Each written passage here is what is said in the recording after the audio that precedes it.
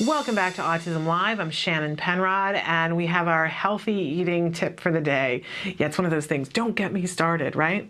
I'm a big Jamie Oliver fan, and I know that when we're prioritizing, I know as a parent with a child with autism, when we're prioritizing, sometimes it seems like getting the child to eat healthy is such a faraway goal that it can't be targeted this week. When you got a child who's banging their head against the wall, and you've got a child who's 10 and isn't potty trained, and somebody says to you, well, you know, eating fruits and vegetables, I know, you kind of want to go, really? Really?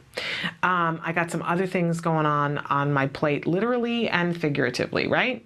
Except that, let's make the case for the fact that if we're doing ABA, and we should be, right? Because we know it's the only scientifically proven effective treatment and we're going to make progress with all of our kids, we want to give them the best possible platform on which to learn. And if I were to ask you to run a marathon, and if I asked you to do that on the food that you're currently feeding your child, how likely do you think you would be able to do it and be healthy at the end? That's the question that I need for you to be asking yourself.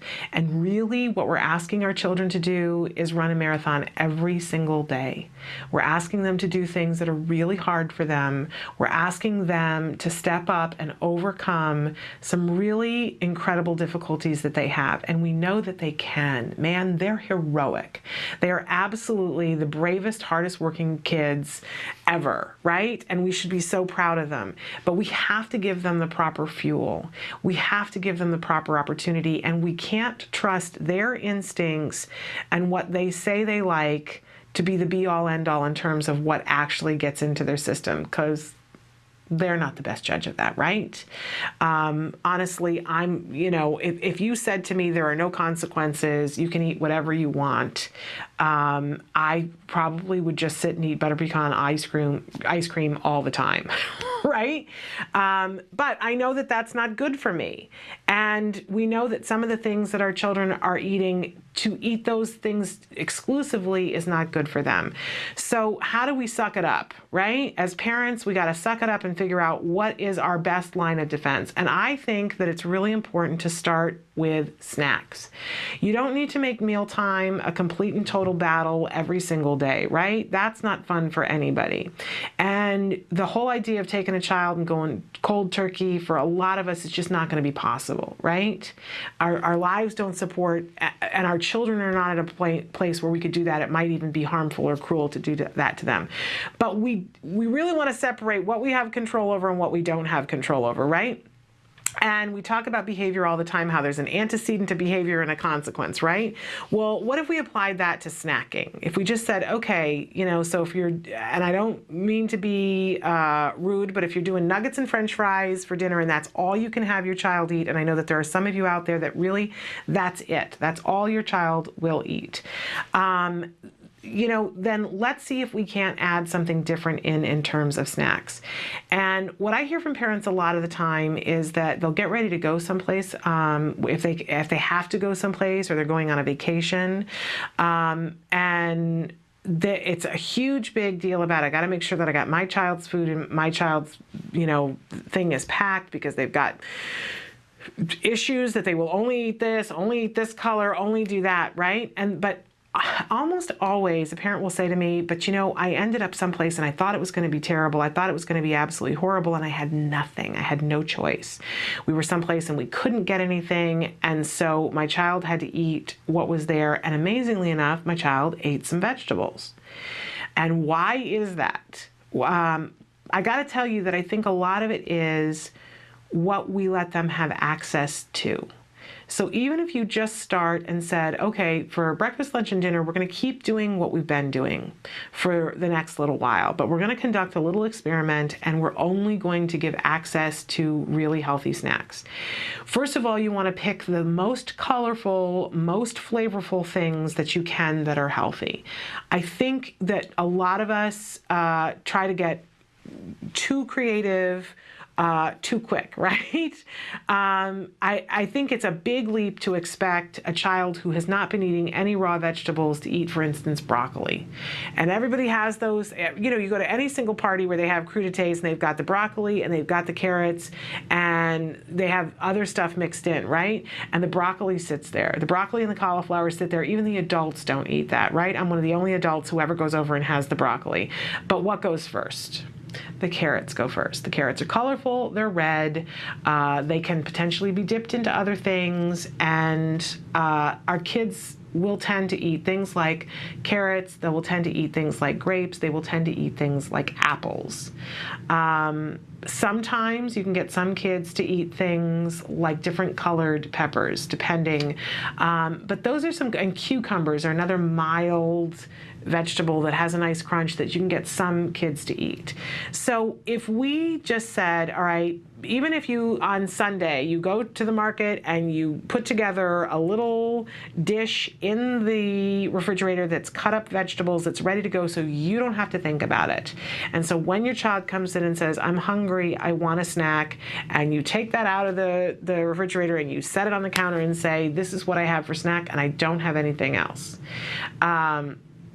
And by the way, our children tell us that they're hungry in lots of different ways, whether it's the 6-year-old who comes in and says, I'm hungry, or whether it's the 2-year-old who comes in and flings themselves on the floor, or whether it's the 8-year-old who does not have functional communication skills and throws themselves on the floor. But we can, there's a certain amount of that we don't have control over, right? But we are in control of what comes out of the refrigerator and gets set in front of the child. So we do have an opportunity there to be in control of that. And yep, the child may completely say, I'm not having it, I'm not doing it, and that's okay. Don't make it a battle. But if that's what's sitting there and that's what's available, and experiment with what you put out.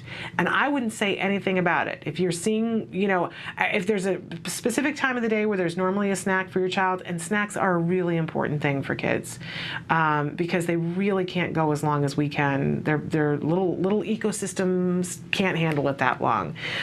So putting something out in front of them and putting it there and giving them access to it, I think is a really beneficial thing to do. But again, have it be something that's on the sweeter side of the vegetables, and something that's really colorful is going to help you down the road. Put it out. Let them know that they have access to it, and then don't say a whole lot about it. And if they want to throw a tantrum or whatever, make sure that they're not going to hurt anything, including themselves, but let them throw the tantrum and don't attend to the behavior. Don't sit there and say, you just have to eat one. No discussion about it whatsoever. It's there and there's nothing else. There is something funny about our children that even if they don't have much receptive skills, they understand when we're immovable, right? They do pick up on it because our body is in a certain place, our facial expressions are, when we are 100% sure it's not happening, they get it and they argue less, right? When we know, he didn't eat much lunch, if he doesn't eat the grapes, I might crack out the crackers, right? If we're 100% clear that that's not happening, I'm telling you, so get yourself 100% clear. These are what our snacks are. They're healthy snacks. And then at dinner time, for now, let everything be what it is. But anything that's not in mealtime, it's got to be something wonderful. I used to carry around in my purse bags of cut up vegetables because my child would get hungry. And we'd be in the car and I could tell, even before he had the language skills, I could tell he would get a certain level of antsy and I would know that he needed something. And so I would, give him a bag of something in the back seat. When he was a baby, it would be other things, right? But I made the decision, I'm just going to do that with snacks. Other people had said to me, this is what you got to do. And it's amazing what they will eat when they're hungry and there's nothing else. And you would be surprised. But notice, let's say on Monday you put out a cut up apple and it sits there and it goes brown and you go, well, okay, you can take that apple and you can cook it and make applesauce to feed somebody else in the family or feed yourself, and it won't matter that it oxidated a little bit. It's not going to hurt anybody else, right? But then, okay, the apple didn't necessarily work. I wouldn't give up on it entirely, but on Tuesday, okay, put out carrots and see what happens. If you're going to put out a dip with it, make sure that you taper it off. So put out a little bit of dip, and the next time you put it out, put a little less dip, and then a little less dip, so that by the time you're done, there's no dip and only the carrots, right? So important that we give our children a healthy basis from which to learn. And so what we put in is going to have a lot to do with what we get out. You can do it. And remember, we talked about last week, the Clean 15, the Clean 15 and the Dirty Dozen, that when we're picking our fruits and vegetables, we want to be mindful of picking either organic or something from the Clean 15 that doesn't have a lot of pesticide residue on it. Really important to keep our kids healthy.